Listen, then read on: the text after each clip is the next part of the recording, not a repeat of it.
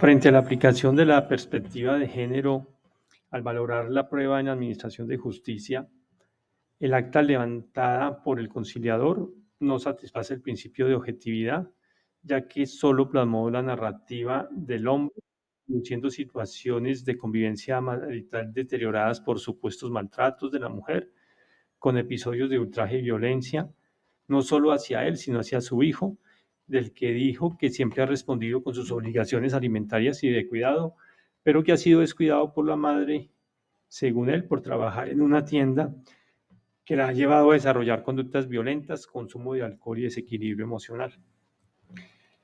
El conciliador se quedó con el dicho del hombre y consignó los compromisos adquiridos como el reconocimiento de una sociedad marital de hecho y el acuerdo de ponerle fin y liquidar la sociedad patrimonial, condicionando la liquidación de la sociedad patrimonial de hecho al pago por parte de la mujer de una suma de dinero con intereses a favor del hombre y la obligación de ella para desistir de las denuncias penales y policivas que había interpuesto en contra suya. No hubo objetividad porque el acta se funda exclusivamente en lo deducido por el hombre, quien actuó de una manera premeditada, ocultó que había sido denunciado en 2 ocasiones por violencia intrafamiliar y tenía una medida de protección policíaca a favor de la mujer. Esto refleja la situación de vulnerabilidad de ella que hacía merecedora de una protección especial del Estado. Y mucho más cuando bajo conceptos preconcebidos y generalizados de estereotipos se le atribuyó por parte de él violencia, alcoholismo y desequilibrios emocional solo por ser trabajadora en una tienda. El delito de violencia intrafamiliar contra la mujer dejó de ser querellable desde la Ley 1542 del 2012. Como las denuncias que ella promovió fueron anteriores a esa ley, en principio se podría afirmar que podían ser desistibles, pero atendiendo la necesidad de proteger los intereses de una persona de especial protección del Estado, no podía tener efecto alguno el desistimiento a mi manera de ver las cosas porque era producto de la coacción que sintió para hacerlo, pensando que así ella evitaría seguir siendo víctima de violencia física y psicológica, que ese fue el motivo en esencia por el que firmó ese acuerdo. Dentro del escenario de violencia contra la mujer, era necesario el amparo a los derechos fundamentales del debido proceso y acceso a la administración de justicia contra los juzgados que adelantaron el proceso ejecutivo singular que el hombre había promovido para hacerse el pago de la suma de dinero a que ella se comprometió,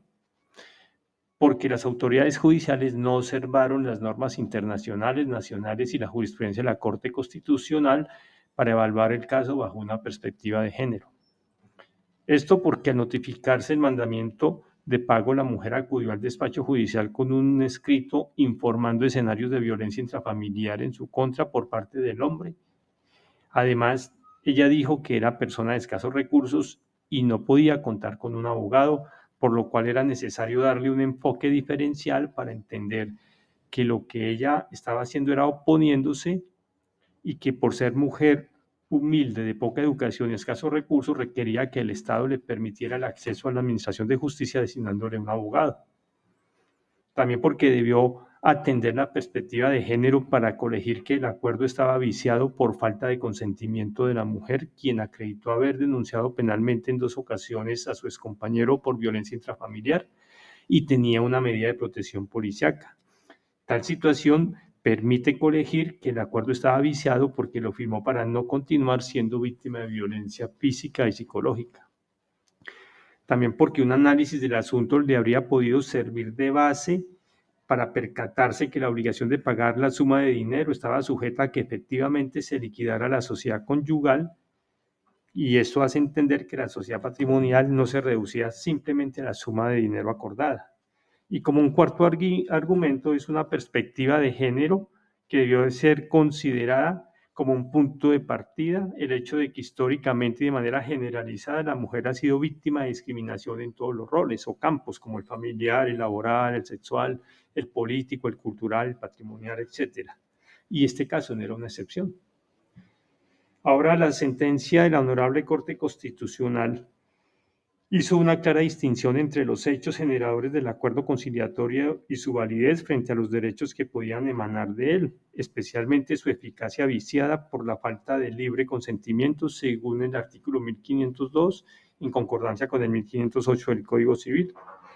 Pero pienso que no hubiera declarado daño consumado porque el cesionario de ese crédito tuvo acceso al proceso y conocía la probable ineficacia del título ejecutivo por vicios en el consentimiento, pues finalmente la mujer perdió la vivienda en la que vivía con su hijo al ser objeto de remate.